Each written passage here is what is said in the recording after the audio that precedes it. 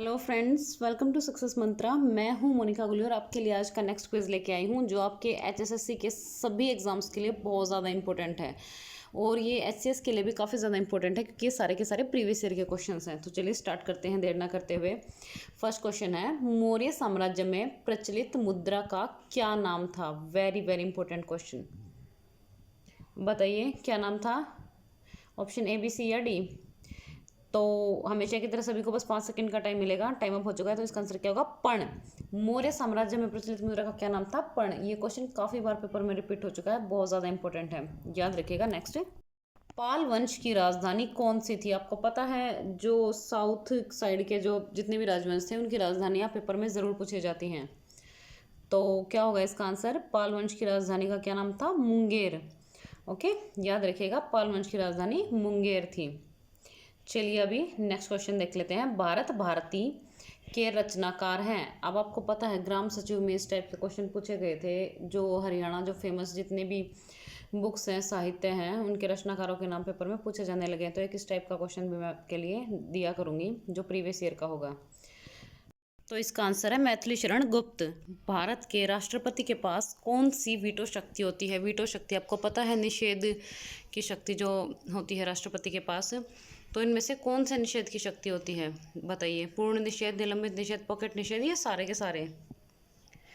तो इसका आंसर क्या होगा? उपरोक्त सभी, यानी कि पूर्ण निषेध, निलंबित निषेध और पॉकेट निषेध, सारी की सारी शक्तियाँ, वीटो शक्तियाँ राष्ट्रपति के पास होती हैं।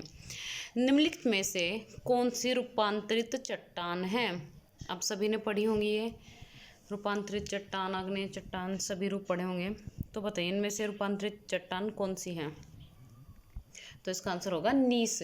नीस जो है वो रूपांतरित चट्टान है, याद रखिएगा, पेपर में इस टाइप के क्वेश्चन पूछे जाते हैं। किस तत्व के सर्वाधिक समस्थानिक होते हैं, यानी कि सबसे ज़्यादा आइसोटोप्स होते हैं? अब बताइए इनमें से सबसे ज़्यादा आइसोटोप किसके होते हैं? इनमें से यूरेनियम, रेडियम, पोलोनियम या हाइड्रोजन?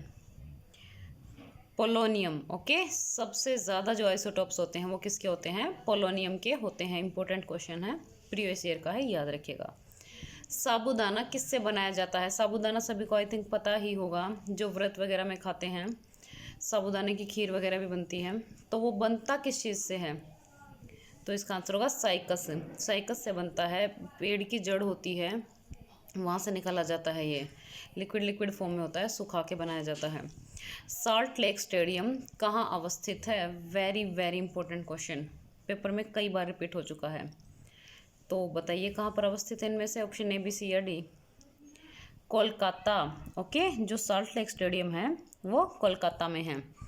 नेक्स्ट, भारत की सर्वाधिक बड़ी जनजाति हैं। एक तो आपको जो फेमस फेमस जनजातियां हैं उनकी जगह पता होनी चाहिए, कौन सी किस स्टेट में है। ओके, फिलहाल इसका आंसर क्या होगा? भारत की सर्वाधिक बड़ी जनजाति इनमें से कौन सी है? गोंड। ओके, सबसे बड़ी जनजाति, ऑप्शन ए इज करेक्ट। चलिए नेक्स्ट देख लेते हैं। नेक्स्ट है, 67वें नेशनल अवार्ड समारोह में किस फिल्म को सर्वश्रेष्ठ फिल्म का जो अवार्ड मिला? तो बताइए कौन सी मूवी को मिला इसमें से? ऑप्शन ए इज करेक्ट, यानी कि छिछोरे। छिछोरे को सर्वश्रेष्ठ फिल्म का अवार्ड मिला। नेक्स्ट है, स्वच्छ हरियाणा स्वच्छ भारत अभियान लागू करने की तिथि क्या है? वेरी वेरी इंपॉर्टेंट, जितने अभियान हैं, योजनाएं हैं, इनकी डेट आपको अच्छे से पता होनी चाहिए। सन के साथ साथ डेट भी पता होनी चाहिए। तो बताइए क्या होगा इसका आंसर?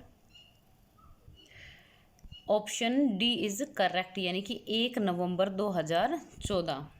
पानीपत संग्रहालय की स्थापना कब हुई? अब सबको पता है पानीपत का संग्रहालय कितना ज़्यादा फेमस है और इम्पोर्टेंट भी है। तो इसकी स्थापना कब हुई ये बताना है। बताइए ऑप्शन ए, बी, सी या डी? 2000, यानी कि सन 2000 में पानीपत संग्रहालय की स्थापना हुई। चलिए नेक्स्ट है, हिंदी खड़ी बोली किस अपभ्रंश से विकसित हुई है? अब प्रीवियस ईयर के जो इस टाइप के क्वेश्चन है वो भी मैं आपके इंक्लूड किया करूँगी, क्योंकि संधि समास की तो प्रैक्टिस आपके साथ साथ होती रहेगी, वो तो आपको वैसे भी याद हो ही जाने हैं, लेकिन इस टाइप के क्वेश्चन आप छोड़ जाते हो। प्रीवियस ईयर के जो हैं ये इंपॉर्टेंट भी है। तो इसका आंसर क्या होगा? शोरसेनी। शोरसेनी से विकसित हुई है हिंदी खड़ी बोली। नेक्स्ट, निम्न में से कंठ्य ध्वनियाँ कौन सी हैं? अब ये भी प्रीवियस ईयर का ही है, इसलिए मैंने इंक्लूड किया है। तो इसमें से कंठे ध्वनि कौन सी, अब देखिए कंठे ध्वनि कौन सी होती है, जो कंठ से निकलती है यानी कि गले से निकलती है। तो आप बोलकर भी देख सकते हो कि गले से इनमें से कौन सी ध्वनि निकल रही है। तो कौन सी ध्वनि निकल रही है, क ख। अब देखिए क ख को बोल के देखिए कहाँ से आवाज़ आ रही है, गले से आ रही है, कंठ से आवाज़ आ रही है। और बाकी के ऑप्शंस भी आप बोलकर देख सकते हैं कहाँ से आवाज़ आ रही है। तो कंठे ध्वनियाँ कौन सी है इनमें से, क ख। चलिए नेक्स्ट है, यद्यपि में कौन सी संधि है। अब बताइए इसमें कौन सी संधि है, वृद्धि संधि है, दीर्घ है, यण है या अयादि संधि है। दीजिए आंसर, 5 सेकंड का टाइम है।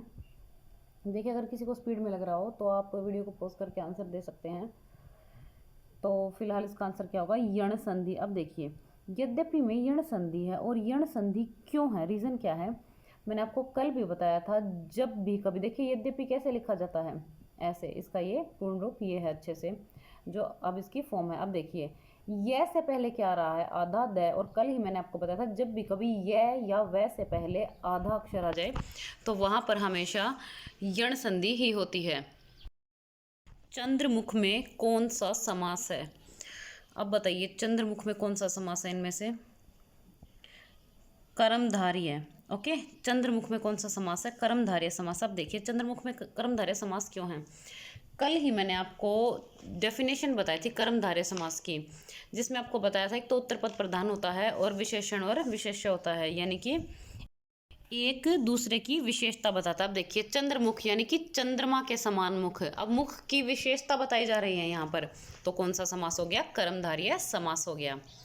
Next, what is the synonym of debenture. अब बताइए डिबेंचर का सिनोनिम क्या होगा। Option A fix deposit, B service, C trick, D ill will. दीजिए answer, option A B C या D. Only 5 seconds you have, दीजिए आंसर जल्दी से। चलिए टाइम अप होता है, तो इसका आंसर क्या होगा, फिक्स्ड डिपॉजिट। ओके, अब देखिए डिबेंचर का मतलब क्या होता है, ऋण पत्र, और फिक्स्ड डिपॉजिट का मतलब भी क्या होता है। ओके, समझ गए होंगे आप, डिबेंचर होता है ऋण पत्र। चलिए अब बाकी के ऑप्शंस देख लेते हैं। सर्विस, सर्विस होता है सेवा, पता ही होगा सबको, ट्रिक का भी सबको पता है, तिकड़म इलविल क्या होती है, बुरी भावना। Next, what is the antonym of exodus. अब बताइए, option A influx, B home coming, C return, D restoration. अब बताइए ए बी सी या D. Only 5 seconds you have, जल्दी आंसर दीजिए भाई।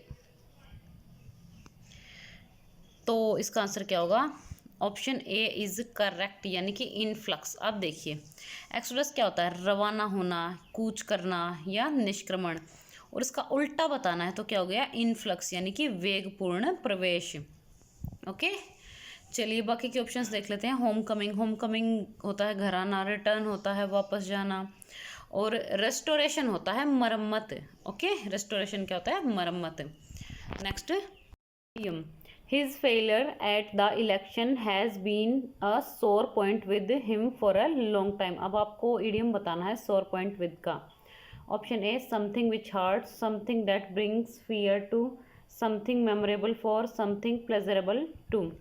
अब बताइए क्या होगा इसका answer. Option A is correct, यानी कि समथिंग विच हर्ट्स, यानी कि जिससे दुख हो, सोर पॉइंट विद का इडियम। चलिए बाकी के ऑप्शंस देख लेते हैं। Something that brings fear to, यानी कि जिससे डर लगे। समथिंग मेमोरेबल फॉर, जो यादगार हो। समथिंग प्लेजरेबल टू, जिससे आनंद मिले, खुशी मिले। ओके, आप ये वर्ड से भी पहचान सकते हैं इसका मीनिंग क्या निकलता है, जैसे मेमोरेबल यादगार, प्लेजरेबल जिस खुशी आनंद में जो चीज़ होती है, और सोर पॉइंट विद का इडियम क्या हो गया, समथिंग विच हर्ट्स। नेक्स्ट है वन वर्ड सब्सटीट्यूशन, देख लेते हैं। The absence of law and order. अब बताइए, option A rebellion, B anarchy, C mutiny, D revolt. अब बताइए क्या होगा इसका answer. Option B is correct. अब देखिए the absence of law and orders का मतलब क्या है, कानून व जो व्यवस्था हो उसकी अनुपस्थिति। ओके, एब्सेंस होता है अनुपस्थिति किसकी, लॉ एंड ऑर्डर की। अब अनार्ची का मतलब क्या होता है, इसका मतलब होता है अराजकता। ओके, तो ये इसका वन वर्ड सब्स्टिट्यूशन हो गया। हम बाकी के ऑप्शंस देख लेते हैं। रिबेलियन, रिबेलियन क्या होता है? विद्रोह। ओके। म्यूटिनी, म्यूटिनी क्या होता है? गदर। और रिवोल्ट क्या होता है? रिवोल्ट विद्रोह होता है। ओके, तो आई होप सबको क्लियर हो गया होगा। चलिए नेक्स्ट क्वेश्चन है। जो कल मैंने क्वेश्चन पूछा था उसका आंसर मैं आपको बता देती हूँ। कल पूछा था मैंने what is the antonym of ebullient. अब आपको एंटोनिम बताना था एबुलिएंट का। ज़्यादातर स्टूडेंट्स ने इसका आंसर ठीक दिया है। अच्छी बात है, आप एंटोनिम ध्यान से कर रहे हैं। एग्जाम में एंटोनिम भी उतने ही ज़्यादा इंपॉर्टेंट है। सिनोनिम, एंटोनिम, इंग्लिश की वोकैब बहुत ज़्यादा इंपॉर्टेंट है। तो इसका आंसर क्या था? अनएंथुसियास्टिक। ओके, डिटेल में देखना तो कल की वीडियो आप देख सकते हैं, मैंने डिटेल में कराया हुआ है। अब ये आज का क्वेश्चन है जो आपके लिए है, इसका आंसर देना है सभी स्टूडेंट्स को। What is the synonym of drags? अब बताइए इस ड्रैग्स का सिनोनिम क्या होगा? क्रीम, पावर, डेब्रिस या अकाउंट्रीमेंट्स? अब इसका आंसर सभी को नीचे कमेंट बॉक्स में देके जाना है सभी स्टूडेंट्स को। ओके, और जिसने वीडियो को लाइक नहीं किया है वीडियो को लाइक कर दीजिए। कमेंट बॉक्स में अच्छे से सभी को कमेंट्स करके जाने हैं। कोई सुझाव हो, कोई चेंज की ज़रूरत हो या कोई भी चीज़ हो, आप कमेंट बॉक्स में ज़रूर बता के जाइएगा और अच्छे अच्छे कमेंट करके जाइएगा। इससे हमें भी सपोर्ट मिलता है। और जिसने चैनल को सब्सक्राइब नहीं किया है सब्सक्राइब कर लीजिएगा। डेली एक क्विज होता है जिसमें आपकी अच्छी खासी प्रैक्टिस हो जाती है। और अगर किसी को प्रीवियस ईयर के क्वेश्चंस करने हैं, हरियाणा जीके के या एनिमल हस्बेंड्री के प्रीवियस ईयर के क्वेश्चंस करने हैं, तो आपको प्लेलिस्ट में कंप्लीट मिल जाएंगे। खासकर एनिमल हस्बेंड्री मैंने कंप्लीट करा रखी है क्वेश्चंस की फॉर्म में, तो उसको ज़रूर देखिएगा। Okay, thank you, bye bye, like share and subscribe. Thank you.